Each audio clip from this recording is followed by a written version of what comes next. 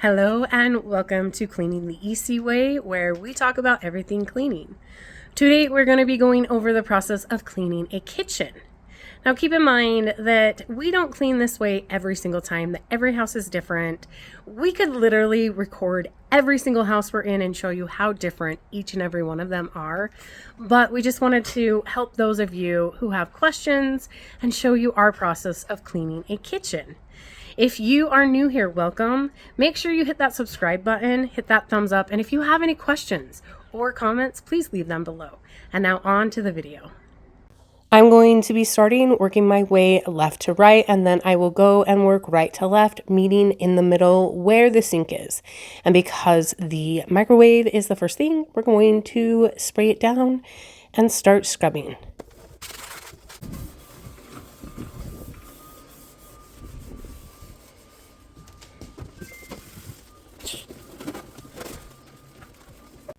Once I'm done scrubbing the microwave, I'm going to go in with a rag and wipe everything dry. We also need to scrub the microwave plate. Same steps. I'm going to scrub with the square rag, then go in with a dry rag and wipe it dry. Then it's time to put everything back where it belongs and move on to the next thing in the kitchen. Up next, we're going to be cleaning the outside of the microwave. We typically use a glass cleaner that is ammonia-free to clean stainless steel. That is our go-to. It helps get a streak-free finish, and it is important your glass cleaner, if you're using it on stainless steel, is ammonia-free.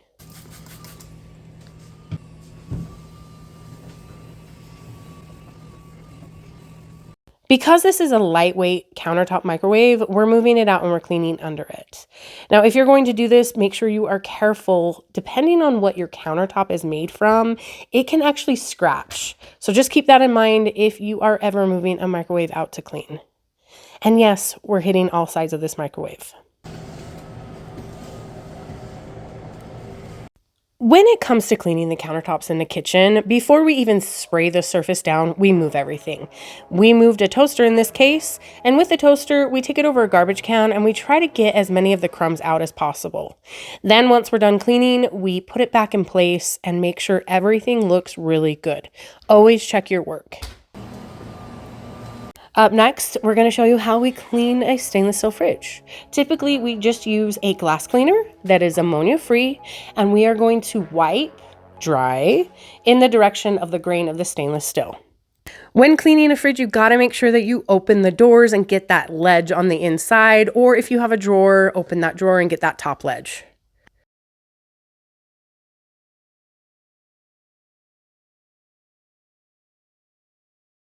Now on to cleaning the gas range.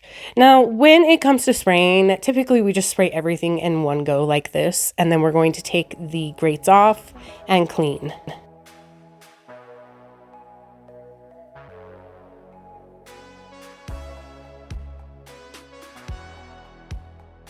We are spraying the stovetop down one more time just to make sure there's enough of the cleaning product on there. This is going to help break down whatever has been cooked on that stovetop. After we have sprayed it down, we're going to use a non-scratch sponge and go through and help get everything off. As you can see, the actual burners on these are not removable. We do take the caps off and we're going to clean as close to that burner as possible.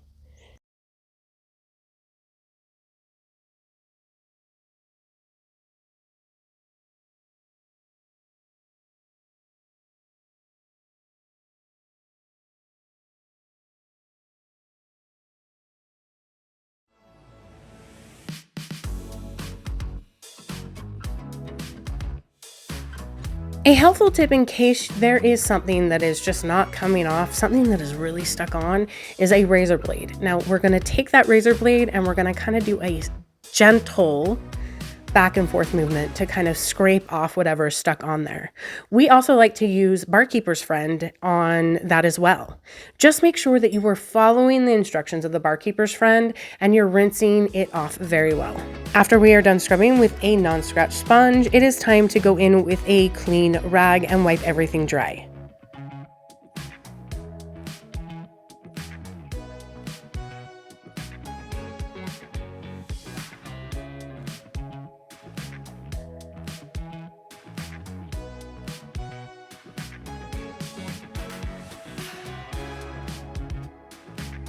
After we have cleaned the stovetop, we're going to give it a polish. And how do we usually give it a polish as well? With glass cleaner.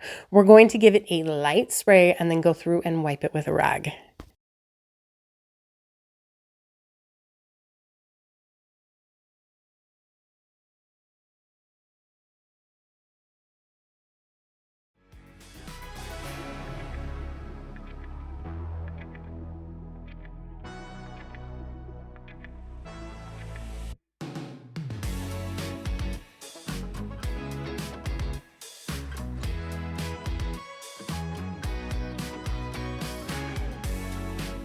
Now that we're done cleaning the stovetop, it's time to clean the grates before we put them back on the stove.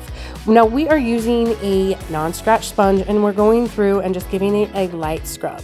We have already sprayed it down with the all-purpose cleaner and we're gonna go through, scrub it, and then dry it and put it back in place.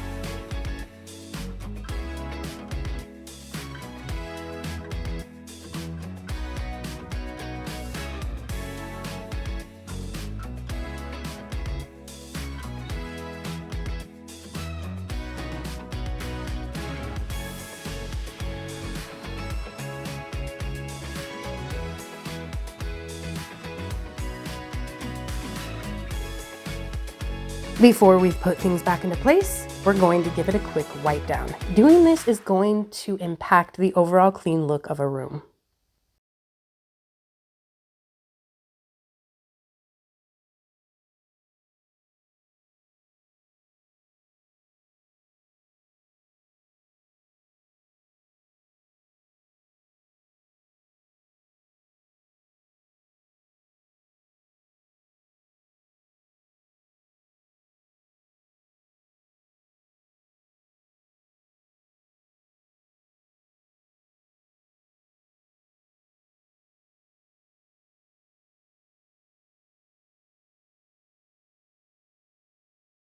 The last thing we clean before the floors is the kitchen sink. Now, I have already looked over the sink to see if it had a lot of hard water spots, and because it did, I am going to use Barkeeper's Friend.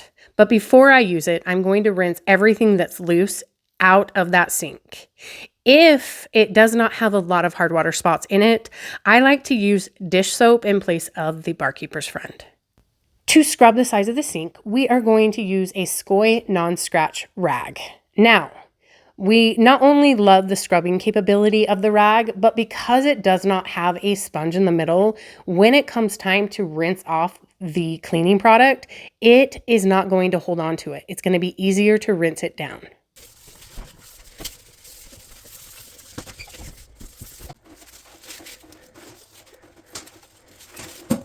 After scrubbing the entire sink down, it is time to rinse the Barkeeper's Friend off.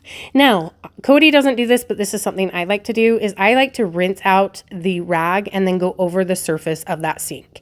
Not only is this going to help rinse off all of the Barkeeper's Friend, but I'm going to be doing a double check on the sink to make sure that everything has gotten scrubbed off.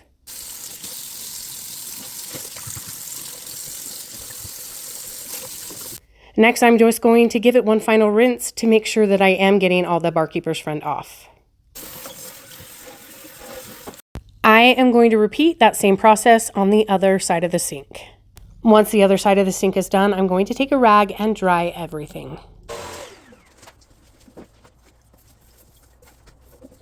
After everything is dried, I'm either going to take an all-purpose cleaner or a glass cleaner and give it one final spray and wipe it down. This client likes us to use her cleaner in her kitchen, which is called Solumel, and that is what we are using.